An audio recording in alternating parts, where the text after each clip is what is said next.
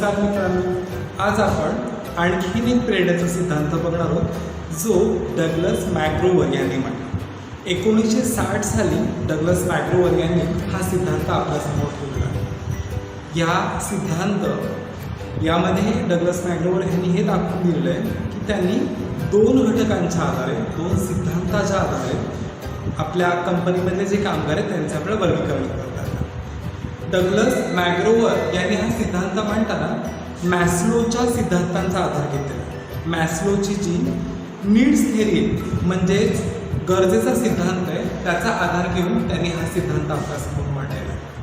हा सिद्धांत मांडताना डग्लस मॅक्ग्रोवर यांनी काय केलं की कामगारांचे वर्गीकरण हे दोन सिद्धांतांच्या आधारे केलं. एका सिद्धांताला त्यांनी म्हटलेलं आहे सिद्धांत एक्स आणि दुसऱ्या सिद्धांताला त्यांनी सिद्धांत वाय असं नाव दिलं.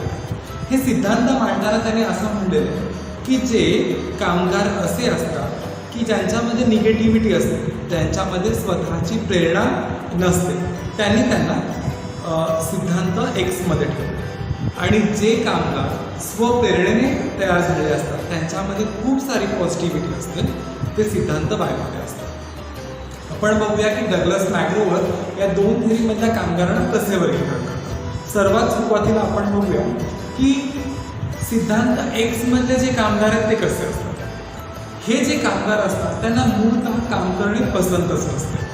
आपण आपल्या संस्थेमध्ये आपला जो व्यवसाय संस्था आहे त्याच्यामध्ये जे काम करत असतो त्या कामामध्ये ह्यांना कोणत्याही प्रकारची रुची नसते. त्यांना फक्त एकच असतं की आपण कामावरती यायचं आहे आणि आपण हे दिवस पुढे ढकलायचे की जेणेकरून आपण काम केले असं वाटू शकतो. पण त्यांना जे काम त्यांच्यासमोर आलं त्याच्यामध्ये अजिबातच रुची नसते. त्याच्यानंतर ही जी रुची त्यांच्यामध्ये निर्माण करण्याची जबाबदारी आहे हे नेहमीच व्यवस्थापन करत असतात. व्यवस्थापन हे खंबीरतेने ह्या एक सिद्धांताच्या जे कामगार आहेत त्यांच्या मागे हात झटून लागलेले असतात, जेणेकरून ही जी जबाबदारी आहे ही त्यांना व्यवस्थापने देऊ शकते. मात्र सिद्धांत एक्समधले कामगार हे नेहमीच ही जबाबदारी टाळण्याचा प्रयत्न करत असतात. आपल्याकडून ही जबाबदारी कशी टाळली जाईल, माझ्याकडे हे कामाची जबाबदारी येणारच नाही, हे काम मला नको, हे काम दुसरा कोणीतरी व्यक्ती करू शकतो, असाच नेहमी सिद्धांत एक्समधले कामगार हे नेहमी म्हणत असतात. त्याच्यामुळे जबाबदारी टाळण्यामध्ये सिद्धांत एक्समधले कामगार यांची पसंती आपल्याला दर्शनलेली असते.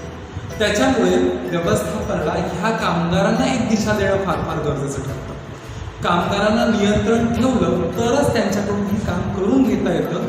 हा व्यवस्थापनेचा मोठा भाग सिद्धांत एक्समधल्या लोकांना गरजेचा असतो. आणि ही जी गरज आहे व्यवस्थापनाची कामगारांवरती नियंत्रण ठेवण्याची ती प्रत्येक ठिकाणी असते आणि प्रत्येक वेळेला असते, जेणेकरून हे कामगार जे की आपण एक्समध्ये बोलतोय ते कामगार व्यवस्थापने काम करू शकतात. हे कामगार कुठल्याही प्रकारचं काम स्वीकारण्यास स्वप्रेरित नसतात.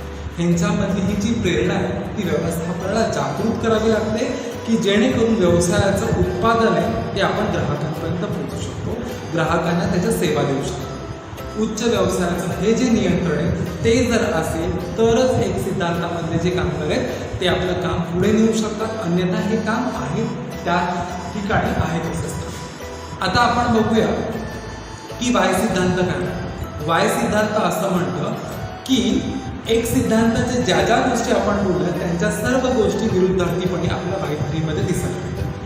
वाय थेरीमधल्या लोकांना काम करण्यामध्ये अतिशय आनंद असतो, अतिशय त्यांची रुची या कामामध्ये सामावली असते. ते स्वतः प्रत्येक गोष्टीची जबाबदारी, आपण एक जबाबदार व्यक्ती आहोत आणि त्या नात्याने घेऊ शकतो अशा दृष्टिकोनामध्ये वाय या सिद्धांताच्या लोकांकडून पाहिले जाते. त्याच्यामुळे स्वप्रेरित असल्यामुळे ते कामामध्ये अतिशय आनंदी असतात आणि ह्यांच्यावरती व्यवस्थापनाने लक्ष जरीही नाही दिलं तरी ते काम अतिशय व्यवस्थितपणे पार पडत असतात. त्याच्यामुळे व्यवस्थापनाचा एक भार हलका होतो वाय सिद्धांताच्या कामगारांमुळे असं देखील म्हणायला हरकत नाही. जबाबदारी ही स्वतः शोधत असतात. मी ह्या कंपनीमध्ये, या संस्थेमध्ये कामाला आहे तर मी कोणती जबाबदारी माझ्या खांद्यावरती घेऊ शकतो का, अशा प्रकारची लोक हे वाय कॅटेगरीमध्ये म्हणजेच वाय सिद्धांतामध्ये. दोघांचा जर आपण विचार केला आणि दोघांमधला डिफरन्स बघायचा, फरक बघायचा लक्षात घेतलं तर एक्स प्रकारचे जे कामगार आहेत, एक सिद्धांतामधले जे कामगार आहेत ते कामाकडे तितकंसं दुर्लक्ष करतात आणि वाय कामगार हे कामाकडे पसंतीने बघत असतात. एक्स प्रकारच्या सिद्धांतामधले कामगार हे जबाबदारीने वागत नाहीत, मात्र वाय प्रकारचे कामगार हे जबाबदारीने वागतच असतात आणि नवीन एखादी जबाबदारी आपल्याकडे येते का ह्याच्याकडे पण ते लक्ष असतात. एक्स प्रकारचे जे लोक आहेत ते अतिशय मनी ओरिएंटेड असतात. मला कामापेक्षा कामाचा मोबदला कसा लवकरात लवकर प्राप्त होईल आणि तो कसा घेता येईल ह्याच्याकडे त्यांचं लक्ष येतं.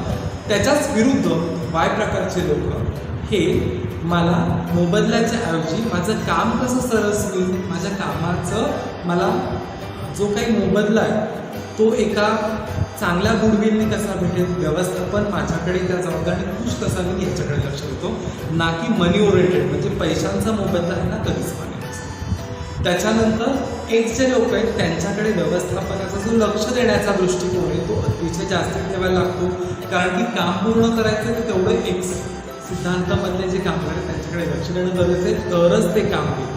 पण वाय सिद्धांताचे जे लोक आहेत जे कामगार आहेत त्यांच्याकडे तितकं लक्ष देण्याची गरज नाही, कारण की ते स्वतःहून ते काम पूर्ण करतील याची व्यवस्था करण्यासाठी असते.